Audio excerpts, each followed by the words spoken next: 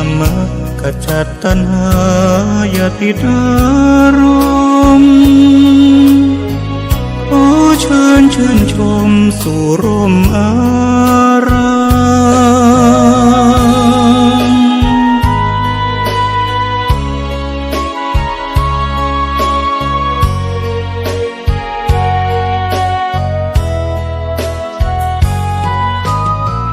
มวัดเล็กหรือใหญ่นั้นไม่สำคัญวัดเท่าเทียมกันด้วยแรงพัฒนาพระทรงเคร่งครัดทำกิจวัตรทุกวันเวลามีจิตเมตตาต่อชาวสังคมระฆังกังวานขานเร่งศรัทธาคิดพัฒนาวัดให้เหมาะสมดื่มด่ำธรรมะขจัดตัณหายาติดอารมณ์ขอเชิญชื่นชมสู่ร่มอารา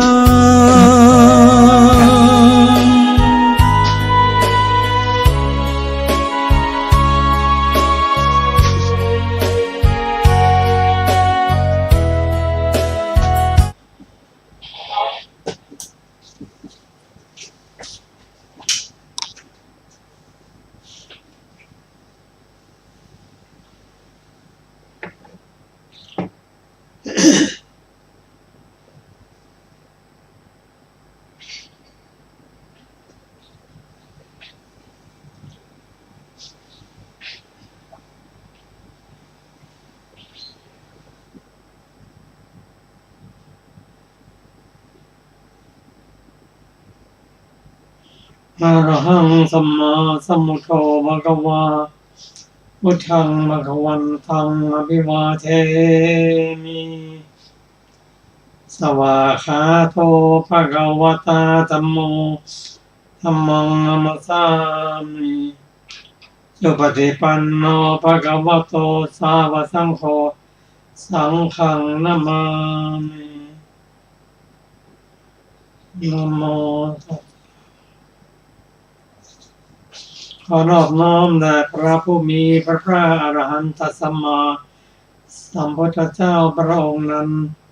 ซึ่งเป็นผู้ไกลจากกิเลสตรัสรู้ชอบได้โดยพระองค์เองสวัสดีครับท่านผู้ฟังที่เคารพครับท่านผู้ฟังกำลังรับฟังรายการศึกษาธรรมนำสุขมีแสดงท่านฟังทุกวันเสาร์ตั้งแต่เวลา 15 นาฬิกาถึง 16 นาฬิกา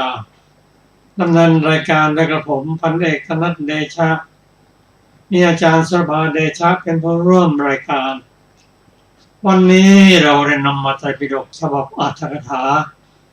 เล่มที่ 35 มาศึกษากันในพระสูตรที่เกี่ยวกับทานบัณฑิตฝักมาศึกษากันก็เป็นที่น่าสังเกตว่าทานบัณฑิตสูตรนี้มนุษย์และเทวดาสงสัยกันมานานแล้วว่าอะไรเนาะ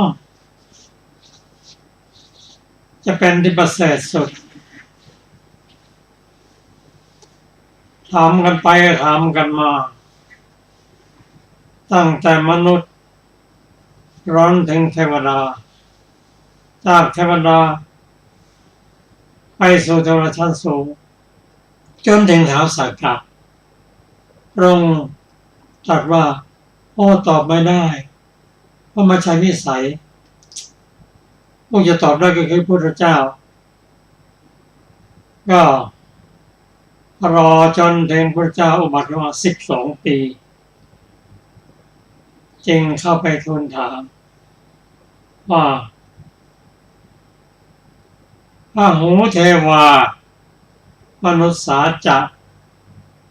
มังคลานิอาจินตยุงอากังขามนาโสฐานังโรหิมังคารมุตตมัง มนุษย์เทวดามีความสงสัยในมงคลขอพระองค์ทรงตรัสบอกมงคลด้วยซึ่งพระองค์ก็ได้ตรัสตอบเรื่องนี้เป็นคาถาแรกทีเดียวว่าอะเสวนาจะพาลานัง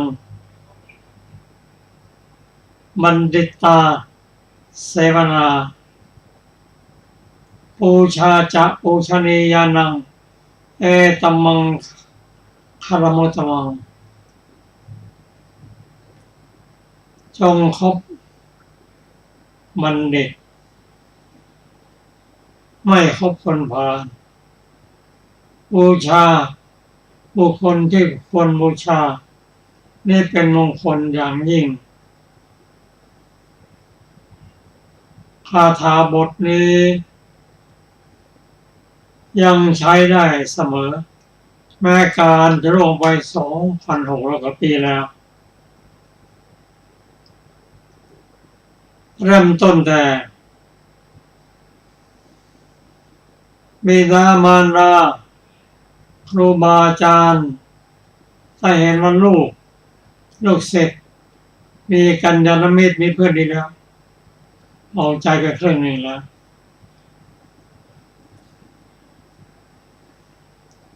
ตรงตัดถึงเรื่องนี้อานนท์ทูลถามว่าพระพุทธเจ้าข้าการที่บุคคลมีมิตรดีมีสายดีเป็นครึ่งหนึ่งของพรหมจรรย์เป็นครึ่งหนึ่งของความสำเร็จพระเจ้าค่ะพระองค์ตรัสว่าอานนท์การมีมิตรดีสายดีนั้นเป็นทั้งหมดของความสำเร็จของความประพฤติพรหมจรรย์ที่เดียวเพราะฉะนั้นวันนี้เราจะมาทบทวนสูตรต่างๆที่กระพานบัณฑิต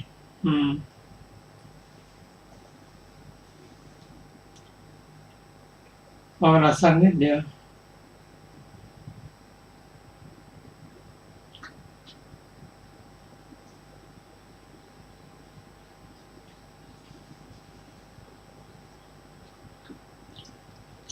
เมื่อเราจะเว้นจากคนพาล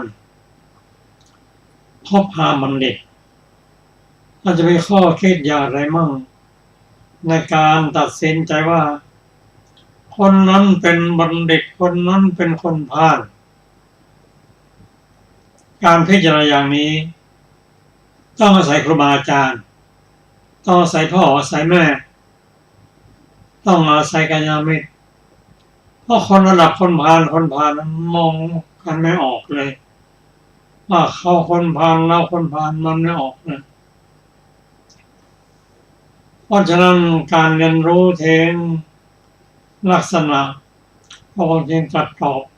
จึงตรัสไว้ในมงคลพระสูตรต่างๆว่า ธรรมดาคนพาลนั้นคิดก็คิดไม่ดีพูดก็พูดไม่ดีทำก็ทำไม่ดีคิดไม่ดีอย่างไร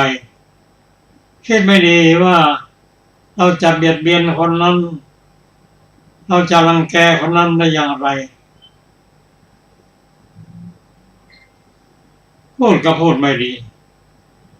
แม้การกระทำก็เห็นชัดว่าโอ้นี่เป็นคนพาลนี้เป็นคนดีและพระสูตรหลายสูตรกล่าวว่า คนพาลนั้นถ้าจะย่างก้าวไปไหนก้าวที่ไหนกับเหมือนกับไฟร้อนที่นั่นหญ้าก็ตายผักก็ตายเหมือนเป็นไฟแผ่นดินก็ร้อนไปที่ไหนก็ไหม้ที่นั่นนี่มาดูบัณฑิตถ้าจะเคลื่อนย้ายไปไหนนั้นเหมือนกับฝนตั้งเข้ามาทั้ง4 ทิศ ยังแผ่นดินให้ชุ่มช่ำร่มเย็นชุ่มช่ำไม่มีอันตรายมีแต่ความเจริญอันนี้เป็นลักษณะมาเปรียบเทียบกับลมฟ้าอากาศทีนี้เราจะรู้ได้ยังไงถ้าจะมองด้วยสายตาก็ต้องมองนานๆให้ละเอียดอาศัยผู้รู้เป็นผู้คอยแนะนำมาให้ถึงจะรู้ว่าท่านผู้นั้นเป็นบัณฑิตบางครั้งเห็นบุคคลใส่เสื้อผ้ามอมแมมร่างกายสกปรกแต่จิตใจเขาสะอาดก็มีไม่ได้เป็นคนพาลเลยเป็นแต่บัณฑิตบางครั้งเราพบบุคคลที่แต่งกายดีหน้าตาดีศึกษาดีฐานะดีมีอำนาจคิดว่าจะเป็นบัณฑิตทั้งหมดไม่ใช่เป็นคนพาลก็มีเพราะคนพาลนั้นบางครั้งซ่อนรูปมองออกยากต้องมองกันหลายชั้นทีเดียวแม้ทุกวันนี้ก็มองออกยากเพราะคนพาลนั้นมีหลายระดับซึ่งพระสูตรอธิบายไว้ว่าคนพาลในระดับที่ต่ำมองออกพอจะเห็นความประพฤติต่างๆแต่คนพาลบางอย่างนั้นมองยากเพราะมีทุกอย่างถามว่ามีอันตรายอย่างไรการที่พระองค์ตรัสว่าอย่าคบคนพาลคบบัณฑิตนั้นเพราะว่าคนพาลนั้นถ้าอยู่คนเดียวก็เป็นอันตรายอยู่แล้วแต่เมื่อใดก็ตามเขามีอำนาจมีเงินมีตำแหน่งปกครองมวลชนแล้วก็ทำให้มวลชนนั้นเดือดร้อนถามว่าระดับประเทศมีไหมมีระดับมหาประเทศมีไหมทุกวันนี้มีอยู่ไหมมีเราใช้หลักของพระพุทธเจ้านะเป็นเครื่องพิจารณาเครื่องตัดสินเพราะพระองค์เป็นบัณฑิตยิ่งกว่าบัณฑิตพระองค์เป็น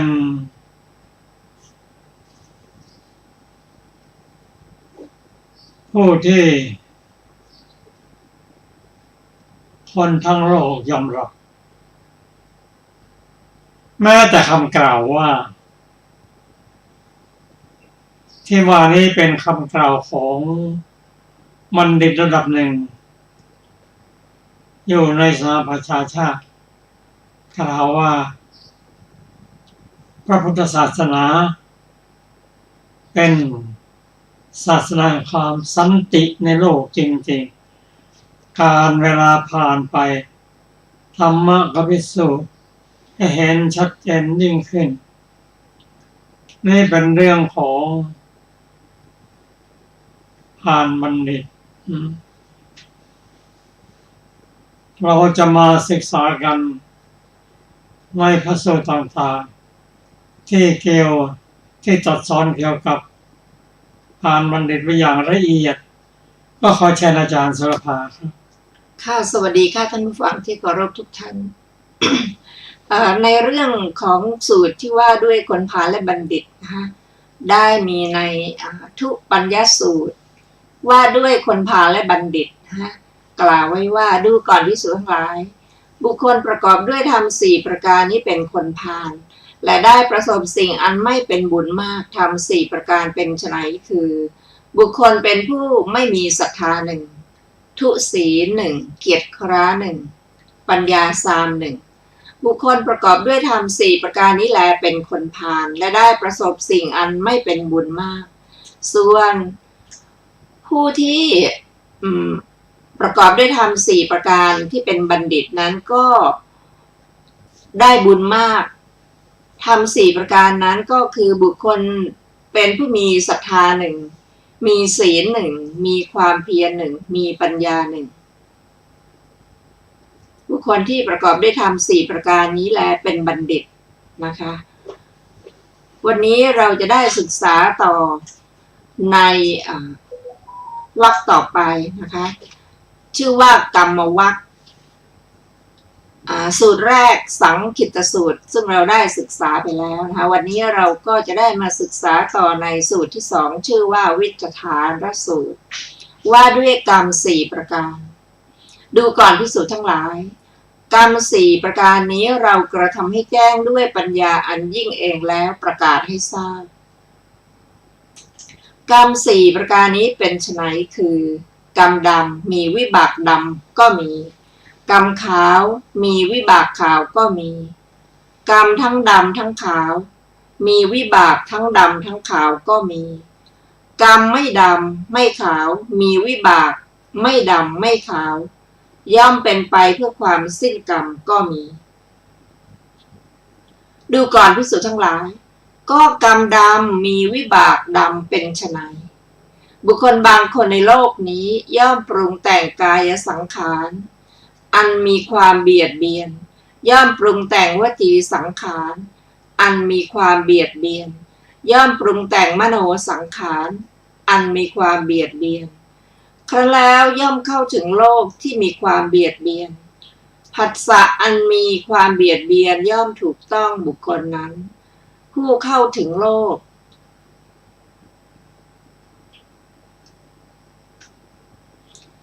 ผู้เข้าถึงโลกที่มีความเบียดเบียนเขาอันผัสสะที่มีความเบียดเบียนถูกต้องนั้น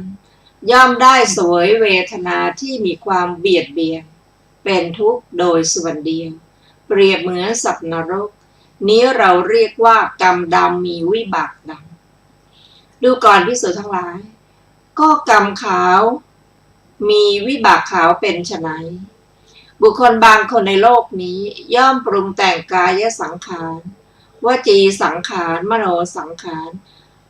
อันไม่มีความเบียดเบียนครั้นแล้วย่อมเข้าถึงโลกที่ไม่มีความเบียดเบียนผัสสะอันไม่มีความเบียดเบียนย่อมถูกต้องบุคคลนั้นผู้เข้าถึงโลกที่ไม่มีความเบียดเบียนเขาอันผัสสะที่ไม่มีความเบียดเบียนถูกต้องแล้วย่อมได้เสวยเวทนาอันไม่มีความเบียดเบียนเป็นสุขโดยส่วนเดียวเปรียบเหมือนเทพชั้นสุภกินหะนี้เราเรียกว่ากรรมขาวก็กรรมขาวมีวิบากขาวดูก่อนภิกษุทั้งหลายก็กรรมทั้งดำทั้งขาวมีวิบากทั้งดำทั้งขาวเป็นไฉนบุคคลบางคนในโลกนี้ย่อมปรุงแต่งกายสังขารวจีสังขารมโนสังขารอันมีความเบียดเบียนบ้างไม่มีความเบียดเบียนบ้างครั้นแล้วย่อมเข้าถึงโลกที่มีความเบียดเบียนบ้างไม่มีความเบียดเบียนบ้างผัสสะอันมีความเบียดเบียนบ้างไม่มีความเบียดเบียนบ้างย่อมถูกต้องบุคคลนั้นผู้เข้าถึงโลกที่มีความเบียดเบียนบ้างไม่มีความเบียดเบียนบ้างเขาอันผัสสะที่มีความเบียดเบียนบ้างไม่มีความเบียดเบียนบ้างถูกต้องแล้วย่อมได้เสวยเวทนาอันมีความเบียดเบียนบ้างไม่มีความเบียดเบียนบ้างมีทั้งสุขและทั้งทุกข์ระคนกันเปรียบเหมือนมนุษย์เทพบางพวกและวินิปาติกะสัตว์บางพวกนี้เราเรียกว่ากรรมทั้งดำทั้งขาวมีวิบากทั้งดำทั้งขาวดูก่อนภิกษุทั้งหลายก็กรรมไม่ดำไม่ขาวมีวิบากไม่ดำไม่ขาวย่อมเป็นไปเพื่อความสิ้นกรรมเป็นไฉนเจตนาใดเพื่อละกรรมดำอันมีวิบากดำในบรรดากรรมเหล่านั้นก็ดีเจ เจตนาใดเพื่อละกรรมขาวอันมีวิบากขาวก็ดีเจตนาใดเพื่อละกรรมทั้งดำทั้งขาวมีวิบากทั้งดำทั้งขาวก็ดีนี้เราเรียกว่ากรรมไม่ดำไม่ขาวมีวิบากไม่ดำไม่ขาวย่อมเป็นไปเพื่อความสิ้นกรรมดูก่อนภิกษุทั้งหลายกรรม4ประการนี้แลเรากระทำให้แจ้งด้วยปัญญาอันยิ่งเองแล้วประกาศให้ทราบ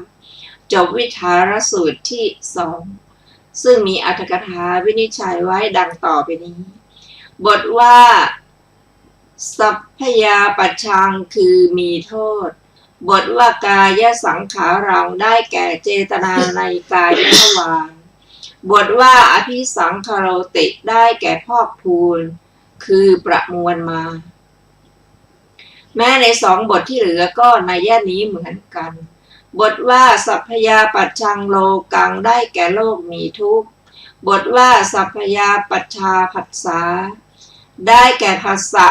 เป็นวิบากมีทุกข์บทว่าสัพพยาปัชชังเวทนาเวทิยติได้แก่สวยเวทนามีวิบากเป็นไปกับด้วยความเบียดเบียนบทว่าเอกันตะทุกขัง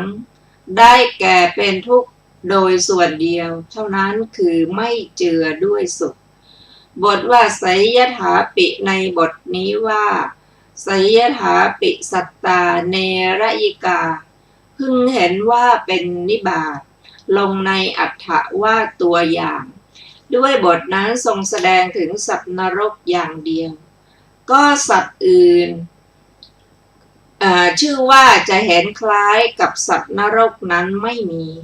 พึงทราบความในบททั้งปวงด้วยวิธีอุบายนี้ก็ในบทมีอาทิว่าไสยถาปิมนุษสาจะว่าถึงมนุษย์ก่อนสุขเวทนาย่อมเกิดตามเวลาทุกขเวทนาก็เกิดตามเวลาส่วนในบทนี้ว่าเอกัจเจจะเทวา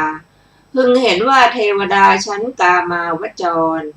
จริงอยู่เทวดาเห็นเทวดาผู้มีศักดิ์ยิ่งกว่ากามาวจรเทพเหล่านั้นย่อมถึงทุกข์ตามเวลาด้วยกิจมีอาทิว่าต้องลุกจากที่นั่งต้องลดผ้าห่มทำผ้าเฉวียงบ่าต้องประคองอัญชลีเมื่อเสวยทิพยสมบัติย่อมถึงสุขตามเวลา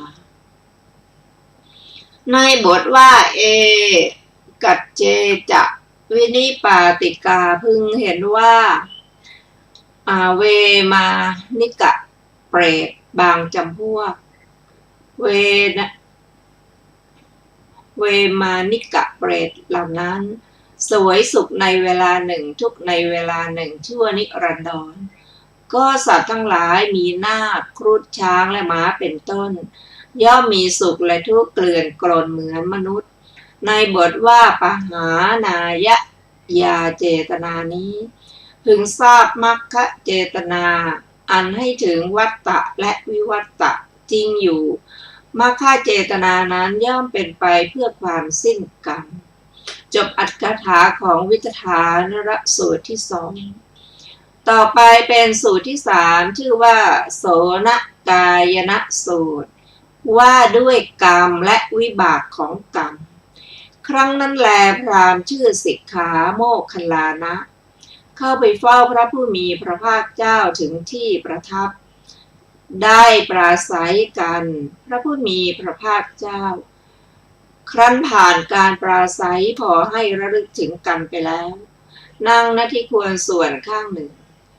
ครั้นแล้วได้กราบทูลพระผู้มีพระภาคเจ้าว่าข้าแต่พระโคดมผู้เจริญหลายวันมาแล้วโสนกายะนะมานพไปหาข้าพระองค์ครั้นแล้วได้กล่าวว่าพระสมณโคดม ขออภัย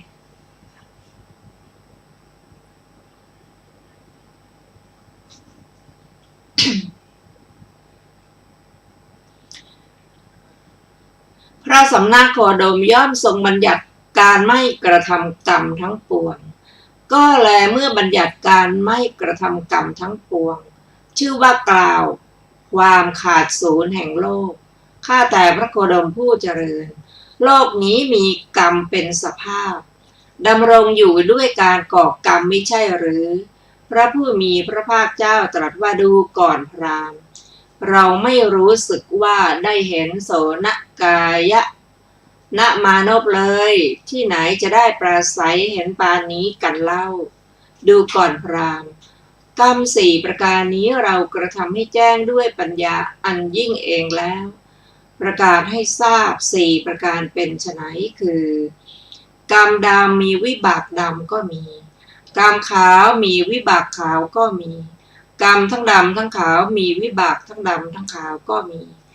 กรรมไม่ดำไม่ขาวมีวิบากไม่ดำไม่ขาวย่อมเป็นไปเพื่อความสิ้นกรรมก็มีดูก่อนพราหมณ์ก็กรรมดำมีวิบากดำเป็นไฉน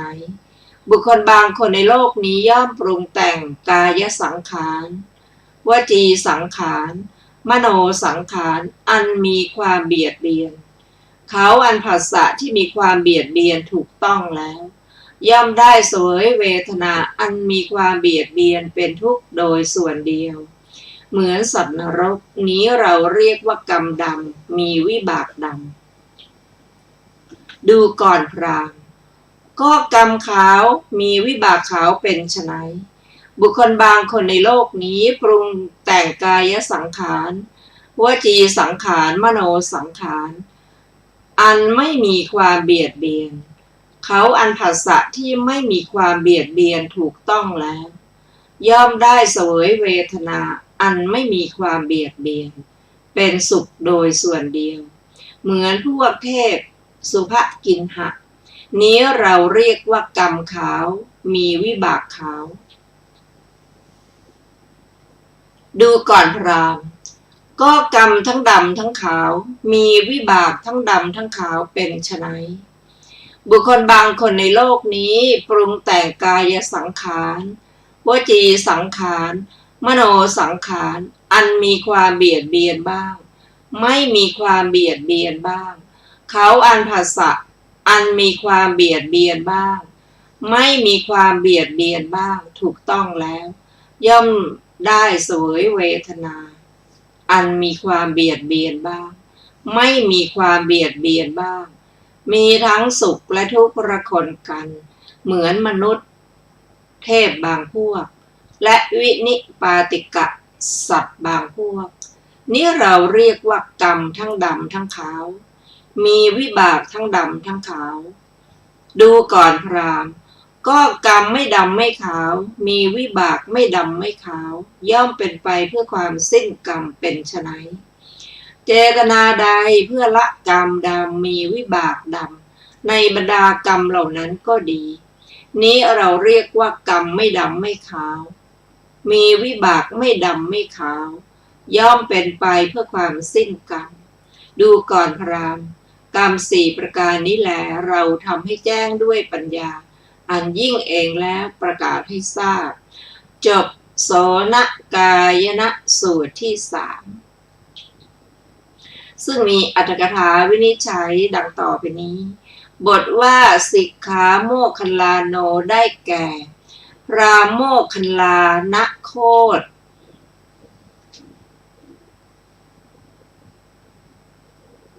มีอะไรนะแหยมใหญ่ตั้งอยู่กลางศีรษะบทว่าปุริมานิได้แก่วันก่อนตั้งแต่วันที่ล่วงไปแล้วพึงทราบวันยิ่งกว่าวันก่อนจำเดิมแต่วันที่2เป็นต้นบทว่าโสนกายโนได้แก่อันเตวาสิกของพราหมณ์นั้นนั่นเองบทว่ากรรมสัจจายังโฮโลโกได้แก่โลกนี้มีกรรมเป็นสภาพบทว่ากรรมสมารัมพัฏฐายีความว่าโลกนี้ดำรงอยู่ด้วยการก่อกรรมคือเพิ่มพูนกรรมตั้งอยู่มิใช่ไม่เพิ่มพูนบทว่าอุ ฉิดชติคือแสดงคำที่เหลือมีนัยยะดังกล่าวแล้วในหนหลังนั่นแลจบอรรถกถาโสนกายณสูตรที่3สูตรต่อไปชื่อว่าสิกขาบทสูตรว่าด้วยกรรมและวิบากของกรรมดูก่อนภิกษุทั้งหลายกรรม4ประการนี้เรากระทำให้แจ้งด้วยปัญญาอันยิ่งเองแล้ว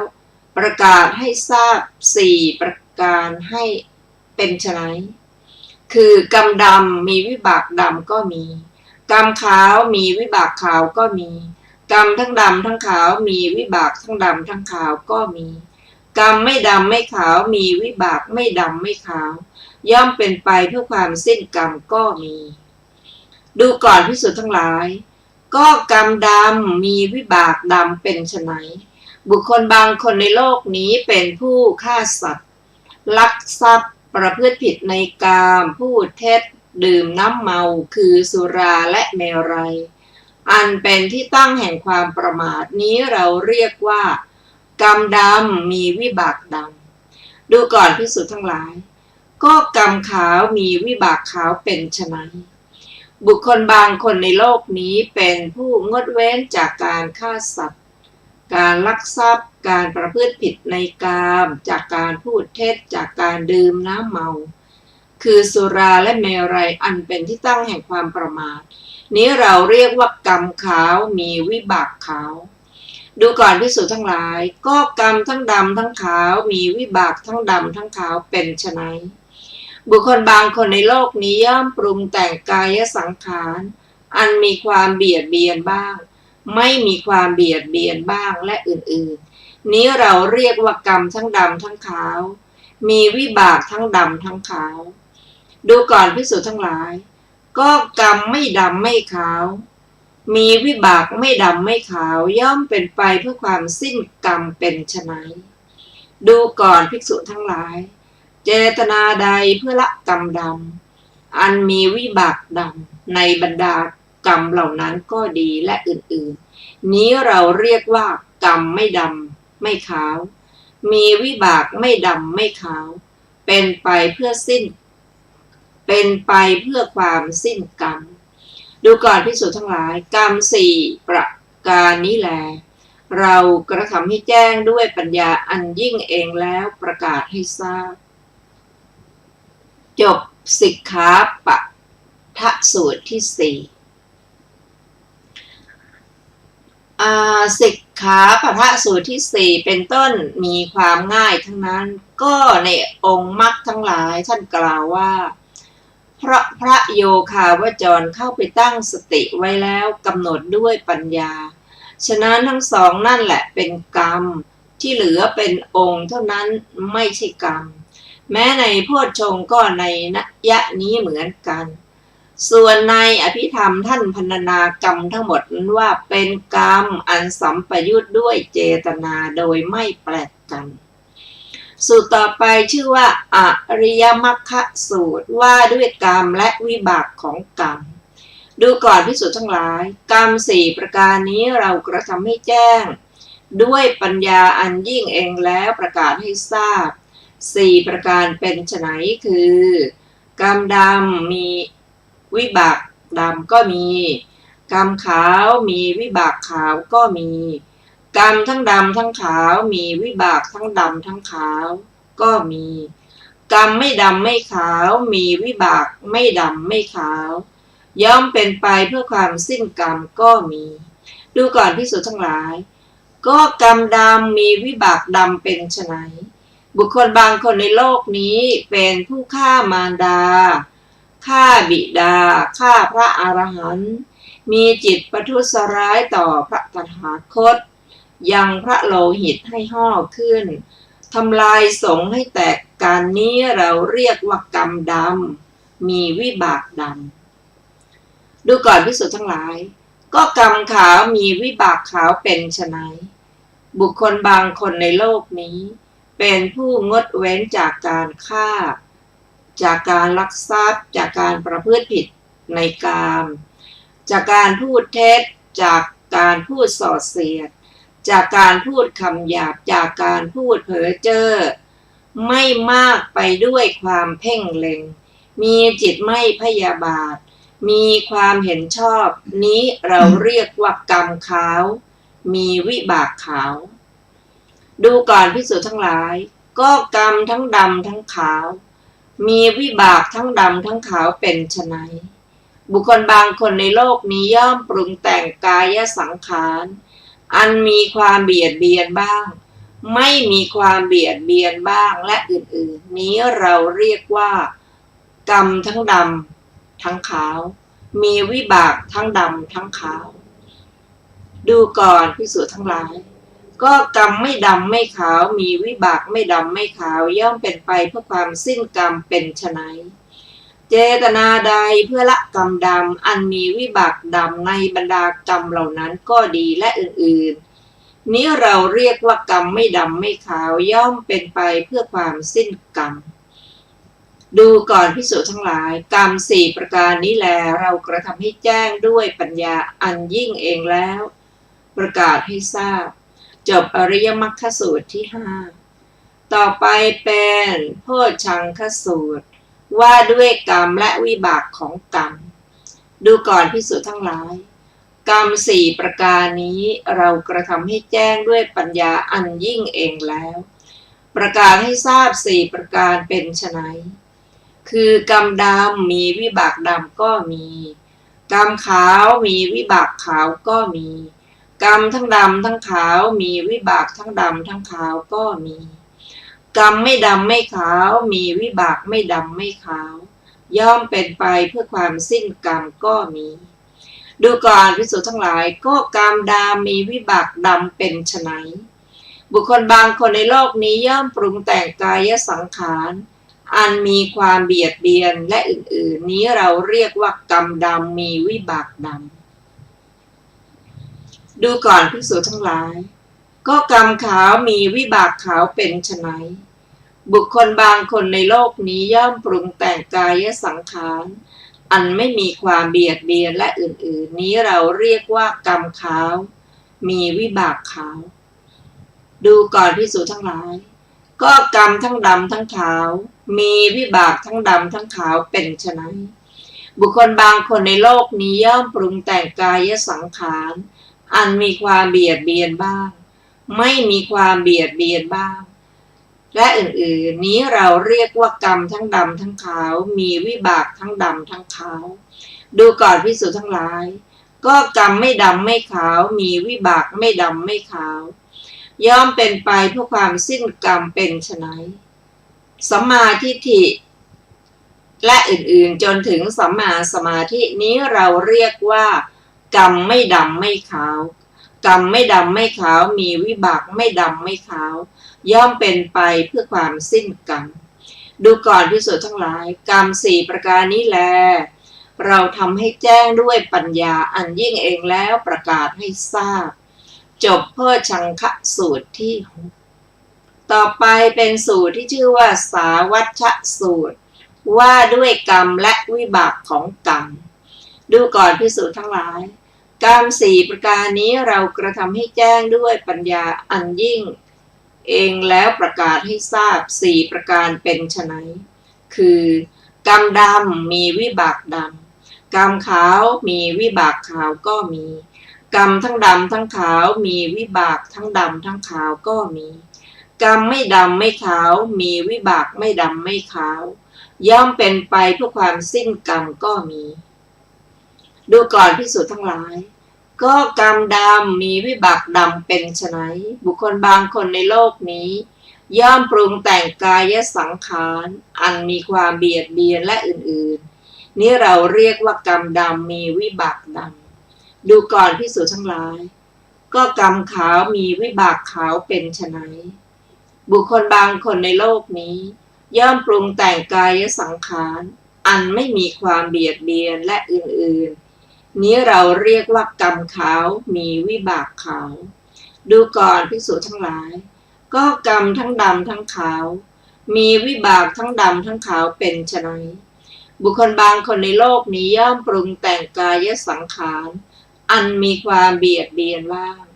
ไม่มีความเบียดเบียนบ้างและอื่น นี้เราเรียกว่ากรรมทั้งดำทั้งขาวมีวิบากทั้งดำทั้งขาวดูก่อนภิกษุทั้งหลายก็กรรมไม่ดำไม่ขาวมีวิบากไม่ดำไม่ขาวย่อมเป็นไปเพื่อความสิ้นกรรมเป็นไฉน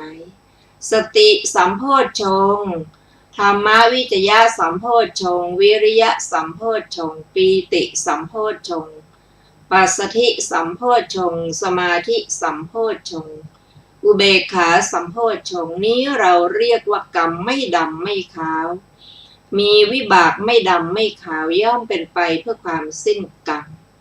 ดูก่อนภิกษุทั้งหลายกรรม4ประการนี้แลเราทำให้แจ้งด้วยปัญญาอันยิ่งเองแล้วประกาศให้ทราบจบสาวัชชสูตรที่ 7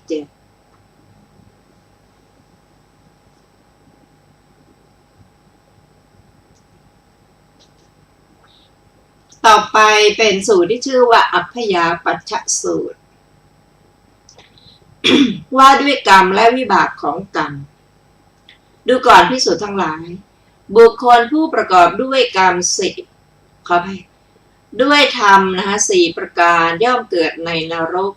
เหมือนถูกนำมาทิ้งลงธรรม4ประการเป็นไฉนคือกายกรรมอันมีโทษหนึ่งวจีกรรมอันมีโทษหนึ่งมโนกรรมอันมีโทษหนึ่งทิฏฐิอันมีโทษหนึ่งบุคคลผู้ประกอบด้วยธรรม4ประการนี้แลย่อมเกิดในนรกเหมือนถูกนำมาทิ้งลงดูก่อนภิกษุทั้งหลายบุคคลผู้ประกอบด้วยธรรม4ประการย่อมเกิดในสวรรค์เหมือนเชิญมาประดิษฐานไว้ธรรม4ประการเป็นไฉนคือกายกรรมอันไม่มีโทษหนึ่งวจีกรรมอันไม่มีโทษหนึ่งมโนกรรมอันไม่มีมโนกรรมอันไม่มีโทษทิฏฐิอันไม่มีโทษหนึ่งบุคคลผู้ประกอบด้วยธรรม4ประการนี้แลย่อมเกิดในสวรรค์เหมือนเชิญมาประดิษฐานไว้จบอัพยาปัชชสูตรที่ 8สูตรที่ 9ชื่อว่าสัพปุริสสูตรว่าด้วยกรรมและวิบากของกรรมดูก่อนภิกษุทั้งหลายบุคคลผู้ประกอบด้วยธรรม4ประการย่อมเกิดในนรกเหมือนถูกนำมาลงธรรม4ประการเป็นไฉนคือกายกรรมอันมีความเบียดเบียนหนึ่งวจีกรรมอันมีความเบียดเบียนหนึ่งมโนกรรมอันมีความเบียดเบียนหนึ่งทิฏฐิอันมีความเบียดเบียนหนึ่งบุคคลผู้ประกอบด้วยธรรม4ประการนี้แล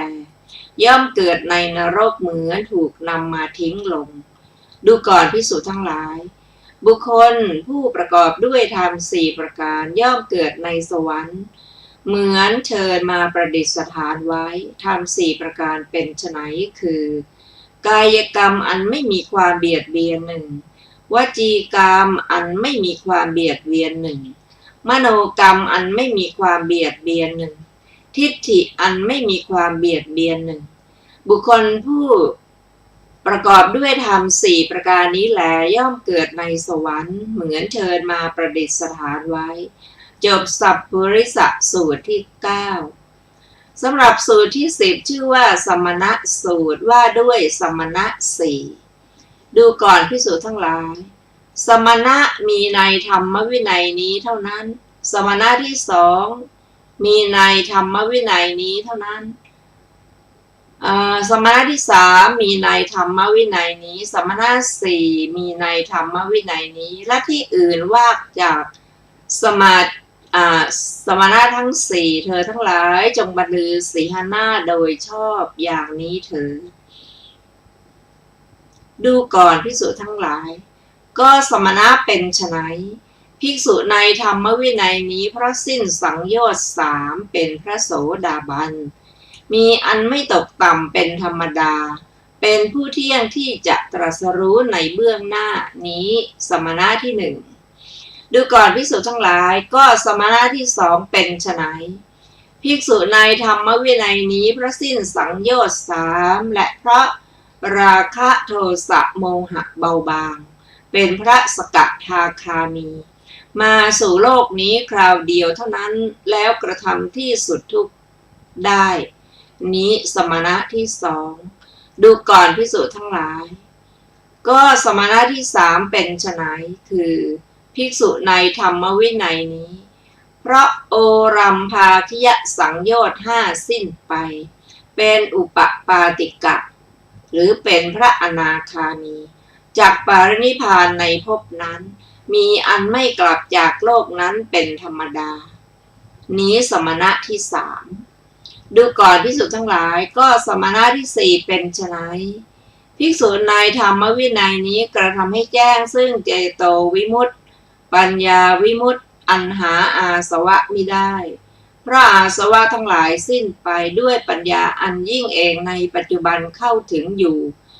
นี้สมณะที่สี่ดูก่อนภิกษุทั้งหลายสมณะที่หนึ่งมีในธรรมวินัยนี้เท่านั้นสมณะที่สองที่สามที่สี่มีในธรรมวินัยนี้ลัทธิอื่นว่างจากสมณะทั้งสี่เธอทั้งหลายจงบรรลือสีหน้าโดยชอบอย่างนี้เถิดจบสมณะสูตรที่10ซึ่งมีอรรถกถาวินิจฉัยไว้ดังต่อไปนี้บทว่าอิเทวะคือในศาสนานี้เท่านั้นก็ความไม่แน่นอนนี้พึงทราบแม้ในบทที่เหลือจริงอยู่แม้สมณะที่สองเป็นต้นก็มีอยู่ในศาสนานี้เท่านั้นไม่มีในศาสนาอื่นบทว่าสุญญาแปลว่าว่างเปล่าบทว่าปรัปปวาทาได้แก่ทิฏฐิ62อันมาแล้วในพรหมชาลสูตรแม้ทั้งหมดเหล่านี้คือสัสตวาทะเอกัจจะสัสติกะสีอันตานันติกะสีอมราวิกะเขปิกะสีอาทิจะสมุปปันนิกะ2สัญญีวาทะ16อสัญญีวาทะ8เนวสัญญีนาสัญญีวาทะ8อุเฉทวาทะ7ทิฏฐิธรรมนิพพานวาทะ5วาทะของผู้อื่นนอกจากธรรมวินัยนี้ชื่อปรปักวาทะวาทะแม้ทั้งหมดเหล่านั้นว่างเปล่าจากสมณะผู้ตั้งอยู่ในพละสี่เท่านั้นทั้งวาทะเหล่านั้นก็ไม่มีอยู่ในธรรมวินัยนี้อันหนึ่งวาทะเหล่านั้นมิใช่ว่างเปล่าจากสมณะเหล่านี้อย่างเดียวเท่านั้นยังว่างจากสมณะแม้12คือสมณะผู้ตั้งอยู่ในมรรค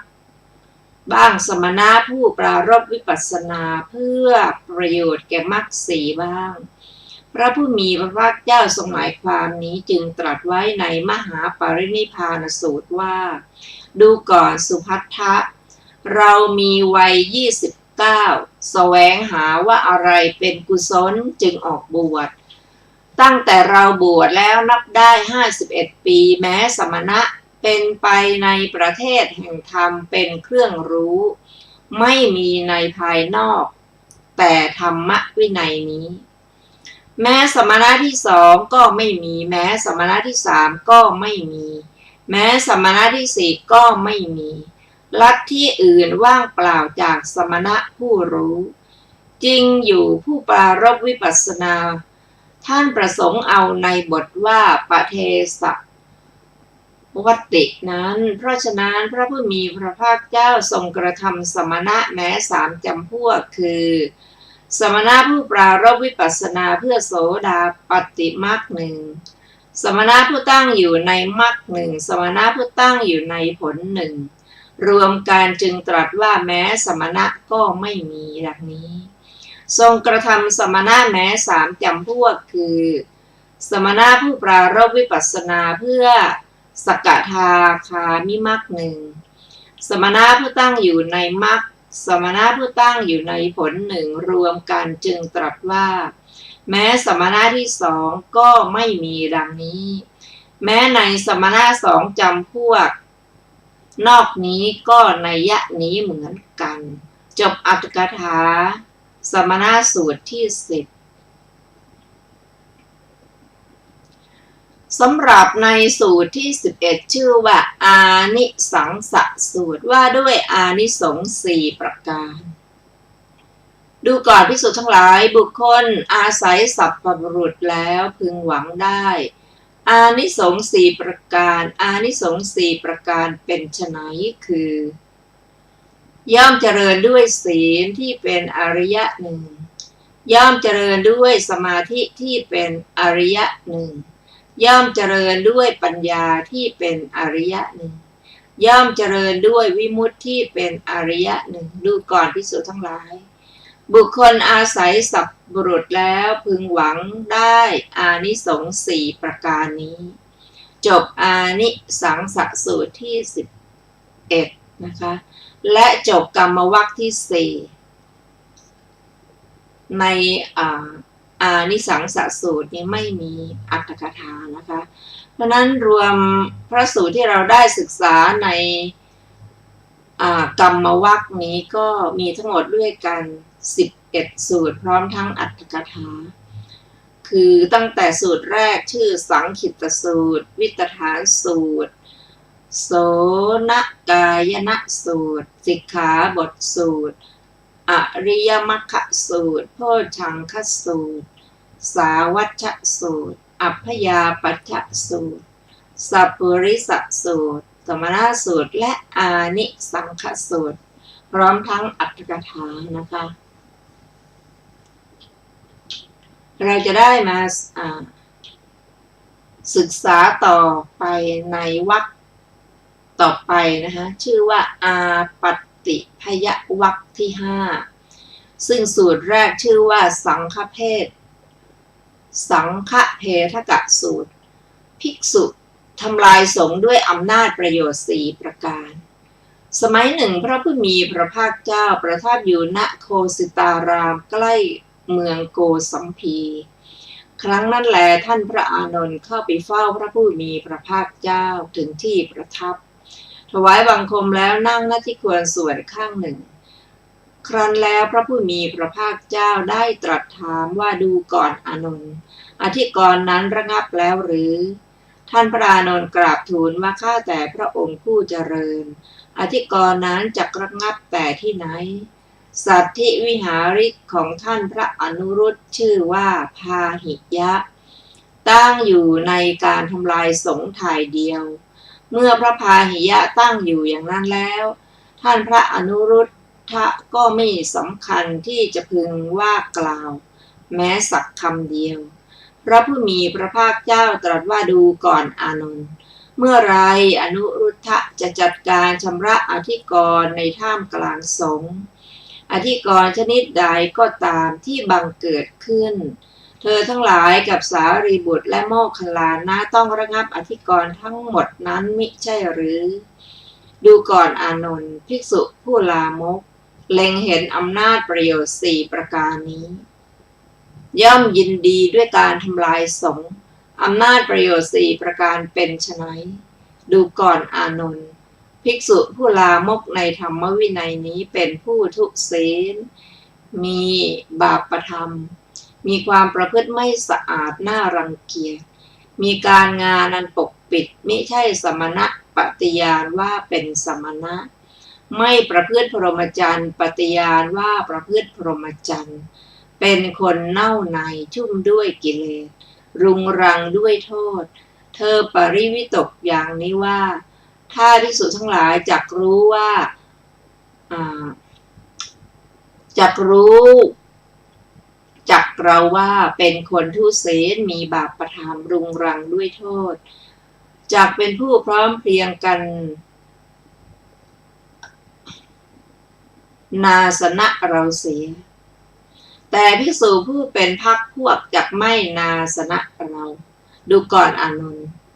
ภิกษุผู้ลามกเล็งเห็นอำนาจประโยชน์ที่หนึ่งนี้ย่อมยินดีด้วยการทำลายสงฆ์ท่านผู้ฟังที่เคารพค่ะวันนี้รายการศึกษาธรรมนำสุขก็ได้หมดเวลาลงแล้วขอขอบพระคุณทุกท่านที่ได้ร่วมศึกษาด้วยกันเราจะได้มาศึกษาต่อในสูตรนี้ในวันศุกร์หน้าเวลา 14 นาฬิกาเป็นต้นไปวันนี้ขอมีความสุขสวัสดีเจริญในธรรมค่ะสวัสดีค่ะ